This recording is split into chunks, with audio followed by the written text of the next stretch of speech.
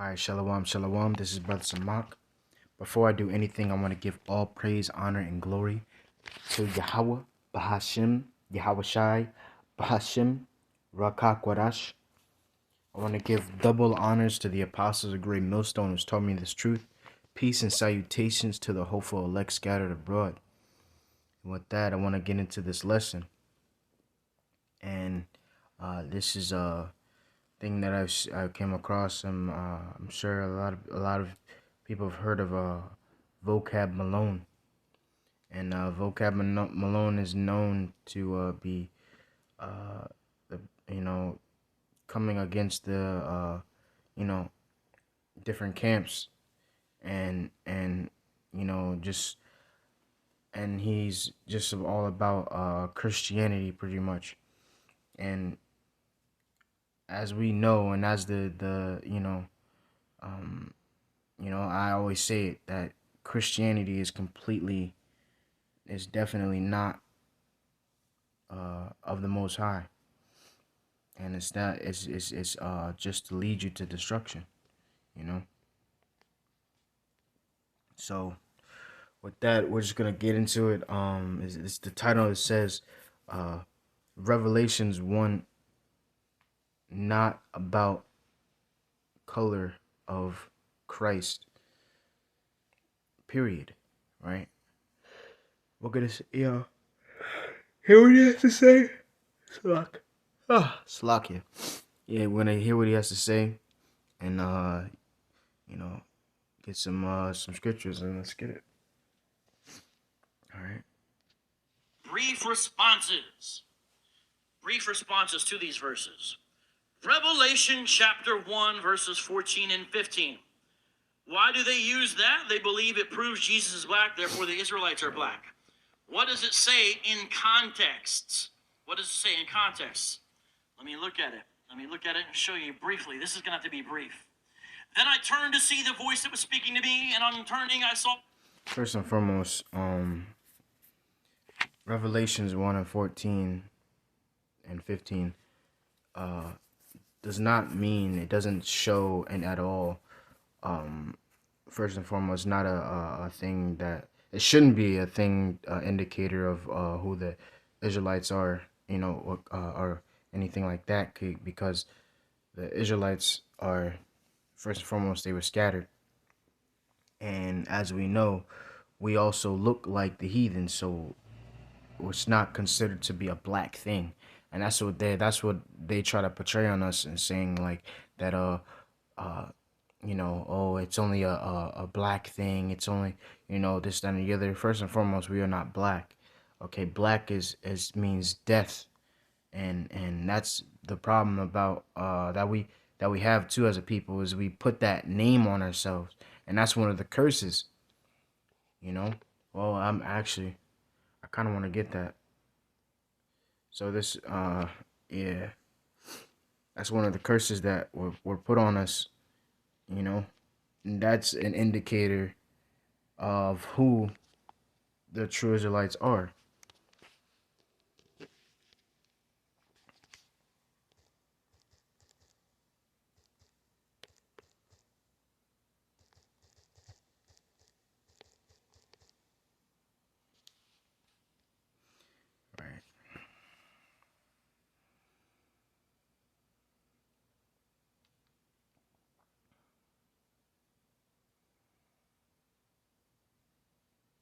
Right. Yeah, straight to the point. All right, so this is Deuteronomy chapter 28, verse 37. It says, "And thou shalt become an astonishment, a proverb, and a byword among all nations, whither the Lord shall lead thee." And what was the let's get into the Hebrew, right? Byword. Let's look up the word byword. A sharp word, sharp cutting word, a taunt. Okay. In other words, basically some type of other names. We were named so many different things. Okay, we were named Spics, blacks, Negro, N-word, niggas, and just a bunch of different names that we were called. And why is it that we're the only ones that are called these different names? You know? So it's like, and that's the thing. The one of the bywords that are now today is what? Black. We're considered to be just black, but no, we're different shades of brown. Okay. And but yeah, let's keep it going. To see the voice that was speaking to me, and on turning, I saw 7 golden lampstands. So this should let you know this is symbolic. How do you know? Because if you go to Revelation 1 at the end, in verse 20, it says, "As for the mystery of the 7 stars that you saw in my right hand, and the 7 golden lampstands, the 7 stars are the angels of the 7 churches, and the 7 lampstands are the 7 churches." My point, the passage tells you that it's symbolic. It tells you in the passage itself, because Jesus interprets what some of the symbols mean. But they take it from a description of Jesus' royalty, majesty, dignity, that's what it's really about, to his ethnicity. If Jesus is the way that they say he looks, this isn't the place to find it. Let me show you why. Revelation chapter 1, verses 12, going to 13. "In the midst of the lampstands, one like a son of man, clothed with a long robe and with a golden sash around his chest." You should think priestly, royal right there. "The hairs of his head were white." So it's describing his hair. Wisdom perhaps represents that. Purity, that shine, right? Notice he didn't he didn't say the whole thing. White like wool. All right. White like wool, like snow. No. See, this is the thing that people do. Like, and like it's easy to make fun of something. Like, that's the easiest thing. It's like can't beat them, join them. So you just join the hate group or join the hate crew, and that's what they're doing. They know this is the truth. So what? They try to mock it, which is the easiest thing ever, and but let's go to it. I know he had a lot. I know there's more in the scripture, but I'm gonna read it for him because he's not reading it right. All right. Let's start. Okay. Matter of fact, wait, hold up. Yeah. Okay, this is Revelation chapter 1, verse 13. It says, "And in the midst of the 7 candlesticks, one like unto the Son of Man, clothed with a garment down to the foot, and girt about the paps of a golden girdle." Okay, and they're describing Yahushua. It says, what? His head and his hairs, okay, were white like wool. Now, what race of people have woolly hair? Okay? Woolly hair. And that's what? The so-called Negroes, okay? So it says as white as snow. They're just describing the color. That's all it is. It's just describing the color. So it doesn't mean anything about snow. No, you don't have to go into any detail with it. And let's get the NLT.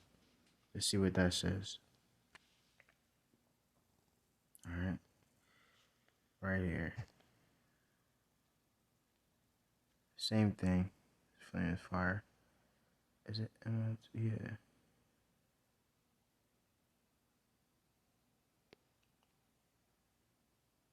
No, I didn't say anything. All right, but let's keep going. It says his eyes were like his eyes were as a flame of fire. Okay. It says what? And his feet like unto fine brass, as if they were burnt in a furnace, and his voice as the sound of many waters. Now, if you throw anything in a furnace, okay, which is a fire, what is it going to turn out to be? Okay, his feet were like unto fine brass, as if it was burned in a furnace. So there's really no way of getting around it.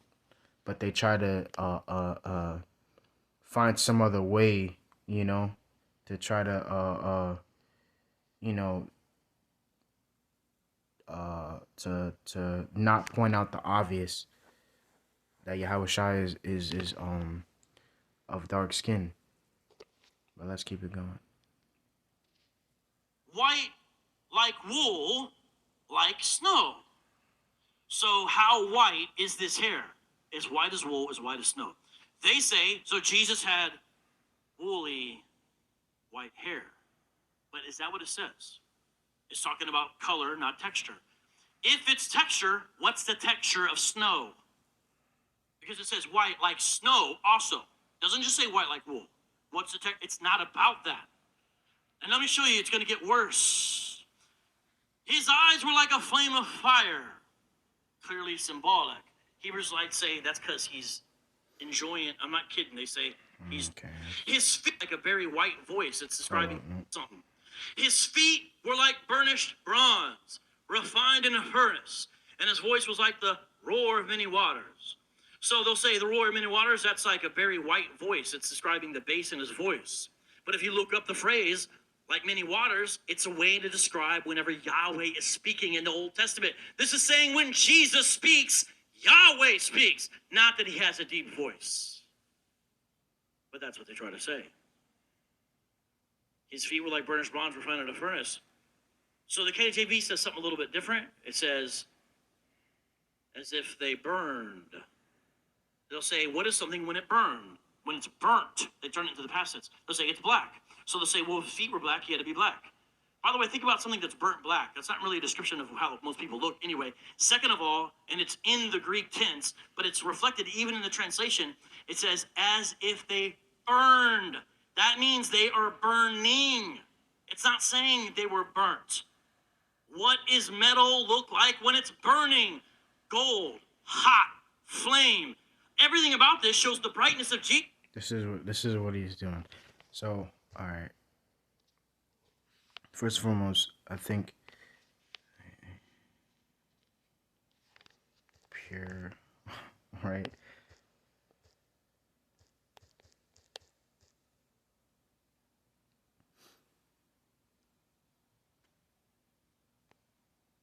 All right, so let's go here, right? So he said in Revelations, but here it is again. And Daniel.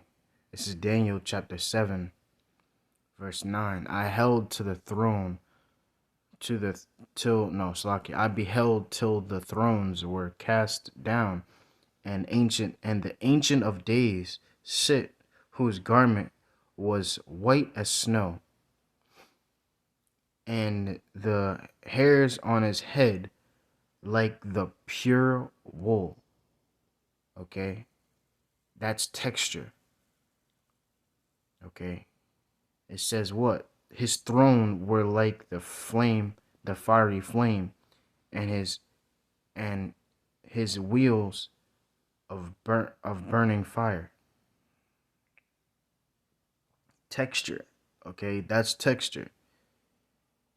All right? So his hairs were like the pure wool. So he wants to play like that, you know? And then what? I got another one. Daniel 10. I believe it's 10 and 9, right? No, my Slaki. Wait, what was it?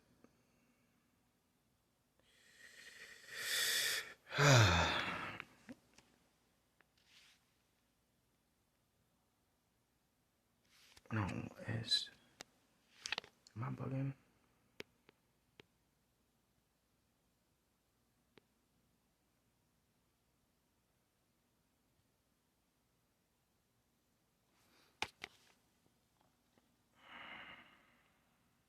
Daniel 10 and 9. I thought it was Daniel.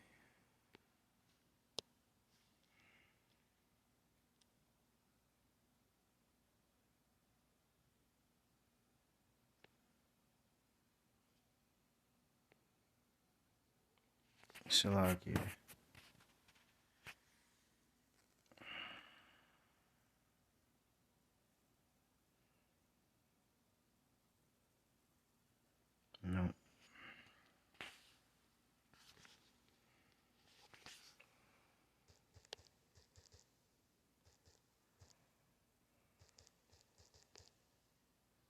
10 and 6. It's a lot. Reading up. This is Daniel chapter 10, verse 6. It says, his body, all right, his body as all the Slakia, his body also was like the beryl, and his face as the appearance of lightning, his eyes as a lamp of fire, and his arms and his feet like in colored to polished brass. Okay, what color is brass? It says the voice of his words like a voice of a multitude. What? The voice of his words like the voice of a multitude. So meaning he had a loud voice. And think about it, when I remember when Moses brought them out of Egypt, and they said that they don't want to listen to Moses anymore, and they said that they want to go straight to the Father. What did they do? What did the Lord do? You know, the Lord literally thunder and lightning and everything like that, loud. Okay, and that's what it is. And then they said, no, we want to talk to you. We want to stay with Moses. They knew what the Lord was capable of. So the Lord is not one to mess with. He's not. You got to realize, it's not his voice is not a soothed, smooth voice and stuff like that. You thinking of Esau, man? Okay. Why do you think it says what does it say in the scriptures, basically about blowing your voice like a trumpet, roughly paraphrasing about show my people their transgressions, man. And that's what we got to do. We got to yell and let them know and be loud, because the Lord was loud. The prophets was loud and confident. So brass, okay. Let me see NLT in this one.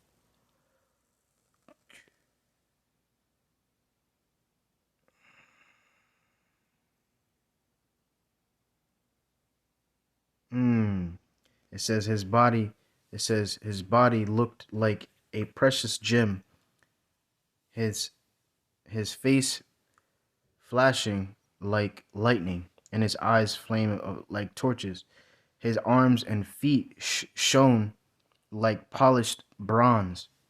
And his voice roared like a vast multitude of people, showing that he had a loud voice. So that's what it is. Look at this. It says in KJV, right? It says his body was like beryl, his face like the appearance of lightning, his eyes like the torch of fire, his arms and feet like burnished bronze in color. The sound of his words like the voice of a multitude. Burnished bronze. It's like, come on, man. You can't get around that, man. You can't. Jesus, the golden sash, the lampstands, the stars, the flame, the sword. He is a man on fire. This is his deity. And not only that, but in the KJV, the way it's translated, it says his head or face was white. Now, that's not a proof to say Jesus white. It's just saying, describing the brightness and the shininess. It says, oh my gosh. His head and his hairs were white like wool. Come on, man. He's trying to paint that different picture. And that's why, back then, what did they do? They tried to white out Yahushua, and the other different what's it called? Judge. Yeah. Well, let's get it.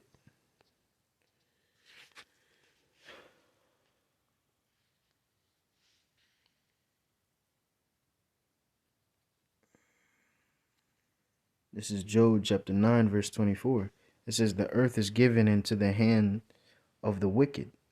He covereth the faces of the judges thereof. If not, where and who is he? Okay. And that's talking about what? That's talking about when they whited out Yahushai, man, and all the other statues and made them white. Cornelius is an Israelite, number one, but what they do, make him white, or so-called white, a so-called Edomite, man. And that's what this dude is trying to paint a picture. He's trying to paint a picture of oh yeah, no, he's not so-called black. He's not this, and then whatever. But no, he is, man. And he's trying to basically trying to make somebody believe him. Like no, man, it's not gonna happen. But I mean, I had enough of this. I mean, there's nothing really else to say. But with that, I hope you were edified. First and foremost, I want to give all praise, honor, and glory to Yahweh Bahashim, Yahweh Shai, Bahashim, Rakak Wadash. I want to give double honors to the apostles of Great Millstone, which taught me this truth, peace, and salutations to the hopeful elect scattered abroad. And with that, I say, Shalom.